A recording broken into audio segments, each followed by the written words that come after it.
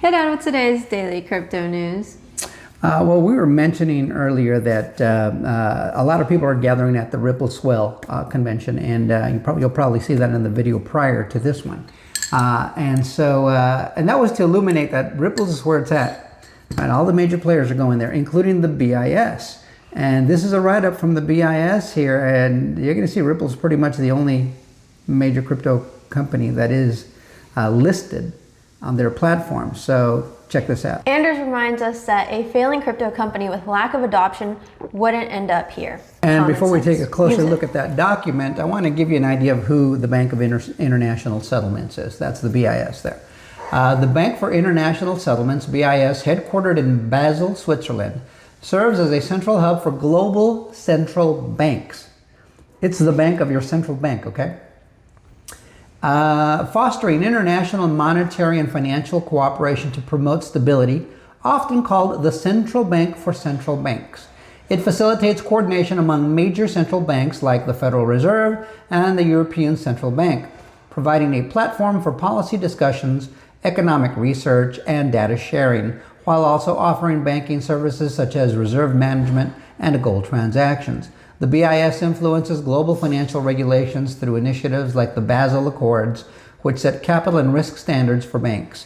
Regarding cryptocurrencies, the BIS has taken a cautious stance, viewing them as speculative and risky due to volatility and lack of regulation, though it acknowledges the potential of blockchain technology. Through its innovative hub, the BIS explores central bank digital currencies, CBDCs, and distributed ledger technologies, that's XRP and Ripple. Every time you hear distributed ledger technologies, that's who they're talking about, Ripple, XRP.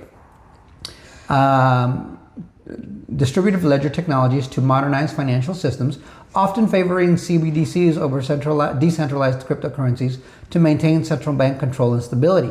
So yeah, they favor CBDCs to maintain central bank control and stability. We already know that President Trump signed an executive order, no CBDCs here, and they're going to need to pass that piece of legislation in Congress to codify that. So let's keep a sharp eye on that. But yeah, of course, naturally, the central bank for the central banks is going to favor CBDCs because that's controllable, programmable money. That's why we favor stable coins better. But we'll see where this battle ends. But you can see how big this battle is. I mean, it's about the money. All this stuff that you see about politics, it's about the money because the dollar has been printed to oblivion and we were headed here no matter who president was going to be. Only thing is that having President Trump in there gives us a fighting chance to have a little bit of economic freedom here. We'll see how it goes. But let's take a closer look. Now here at the top, if you notice, it's the BIS and it's a Committee on Payments and Market Infrastructure. So they're focusing on, how the market's infrastructure is going to develop. And cross-border payments, interoperability, and extension PI Task Force is what they call it, Payments Interoperability and Extension PI. So it's a task force and a composition. So over here you see European Central Bank. Let me see here. What's that say? What's the top say here? These are going to be all the people that are included in the meeting that we're discussing all of this. And it gives you a few notes here on the left here. But what you're looking at over here are the participants on this side. And you see Ripple there highlighted. Alongside things like Buna, cross-border interbank payment systems, CPS right there, CLS, EBA clearing, what's that called? Finality International, Mia? Yes, Finality International. And below that, IberPay? Yes. And then MasterCard. And what's that below that? It's Pan-African Payment and Settlement Systems. PAPS, okay. And then PayNet Malaysia, Payments Canada, RTGS under Ripple, RTGS Global. And then, of course, who's below that?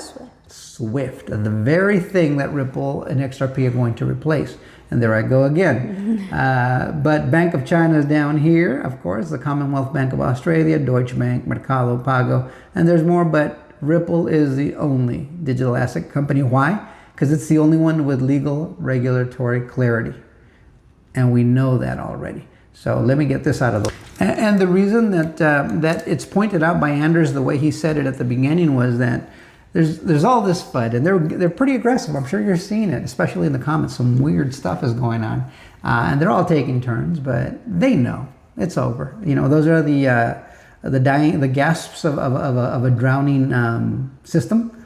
You'll hear a lot of that FUD coming out of even the cryptocurrency, especially the crypto space, because they're all trying to fight for a piece of the action, but none of them have legal regulatory clarity. So on the one hand, we got everybody showing up at Swell, we got this thing happening over here at the BIS, and there's more. So keep an eye on our videos. We're going to share it all with you, because the inside baseball is what matters. If you don't know what's really going on, you're going to keep assuming that crypto is just a passing fad or no big deal.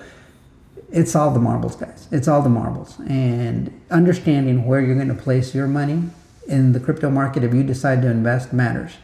Yeah, some people do meme coins. I think meme coins are over. Once that Clarity Act hits, that jig is up, I think. So let us know what you think in the comments. Like, share, subscribe, and bookmark. And we will see you guys on the next one. Until next time. Adios, amigos.